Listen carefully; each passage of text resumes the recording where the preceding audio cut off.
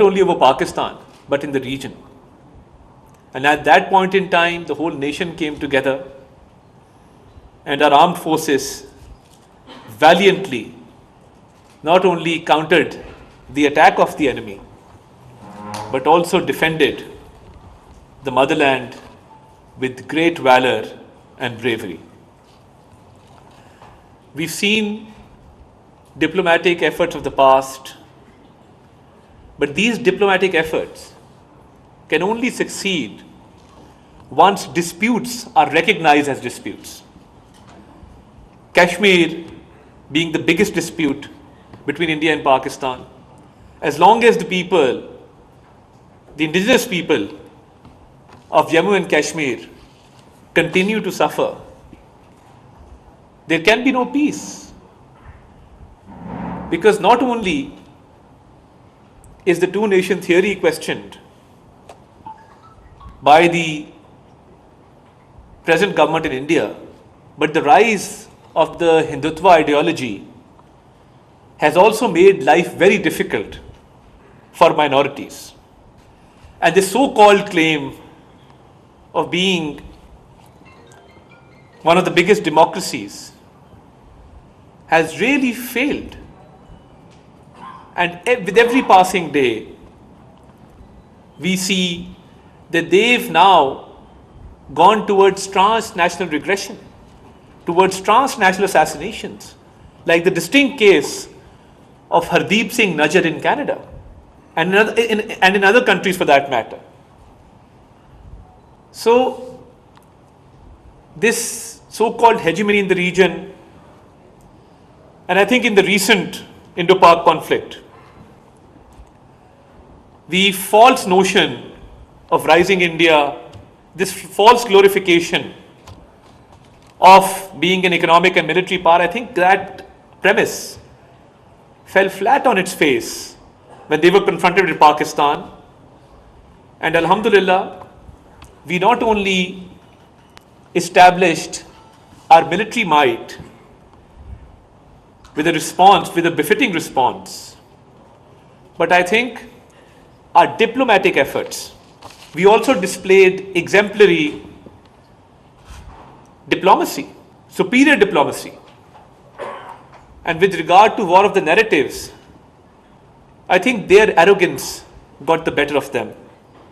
And when we went on international fora, when we took to the international media, I think we were able to advocate our case much better than our adversaries. And there's a reason. Because the power of truth cannot be subdued. The power of truth cannot be conquered. And when we say that Pakistan has given great sacrifices in this war against terrorism, we really mean it. When one Pakistani soldier, one Pakistani officer, one Pakistani citizen, or even children for that matter, we're a country where children have laid down their lives in this war. So when one Pakistani lays down his or her life in this war against terrorism, it is to make Pakistan safe, but more importantly, to make the world a safer place. So Pakistan is like a shield, a wall between the terrorists and the rest of the world. And the false flag operation of Pahalgam had very shaky foundations. To level allegations against Pakistan of sponsoring terrorism, I think it's as absurd as it gets. How can a country which has suffered economic losses to the tune of hundreds of billions of dollars, how can a country which has laid down more than 90,000 lives sponsor terrorism when it's the biggest victim of terrorism? And as I mentioned, the transnational regression, the transnational assassinations taking place on the behest of the Indian state actually prove the point that they are trying to suppress the minorities, whereas Pakistan has always been desirous of peace. And even in this recent conflict, an unprovoked, unjustified attack by the enemy which was given a befitting response, and that attack was on a false premise of trying to play the victim card. So when we see capture of spies like Kulbhushan Yadav, when we see cases in international courts where Pakistan, alhamdulillah, gets vindicated, our point is proven further that Pakistan wants peace, Pakistan speaks for justice, Pakistan speaks for fair play. Another bone of contention, which has recently again been used as a means of aggression, as a tool, has been water. The violation of the Indus Water Treaty, a failed attempt at unilaterally revoking this treaty, which is legally not possible. So the International Court of Arbitration, other international forums have very clearly stated that a treaty to which two parties consent cannot be unilaterally rescinded or revoked. It's as clear as that. So I think as long as there is a rise of Hindutva and the far right wing imposes policies of its own liking and does not recognize international disputes as disputes, there will always be a bone to pick. But I must also acknowledge that when we've been faced with testing times, whenever an attempt has been made to pose an existential threat, the whole nation has come together, be it the youth of our country, be it the intelligentsia, the academia, the media, politicians, civil society alike. And the whole nation has stood rock solid behind its armed forces, a force to be reckoned with.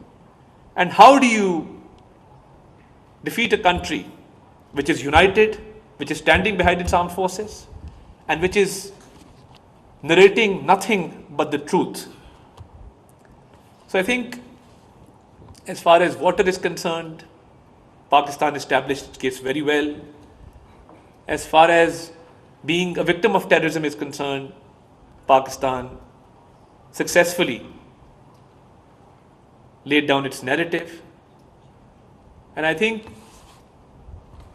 with regard to Jammu and Kashmir, we will be going to the United Nations General Assembly later this month, and the Prime Minister will be presenting Pakistan's case. And Pakistan has always made it a point to raise its voice against the oppression that is being faced by the indigenous and innocent people of Jammu and Kashmir. So I think the two-nation theory has never been this strong before as it is now. And Pakistan continues to tread the path of peace. But we've established that if an enemy tries to impose its will or tries to establish its military dominance, it will inshallah ta'ala always miserably fail on this front, because Pakistan stands united, Pakistan stands tall, and Pakistan stands with truth and peace.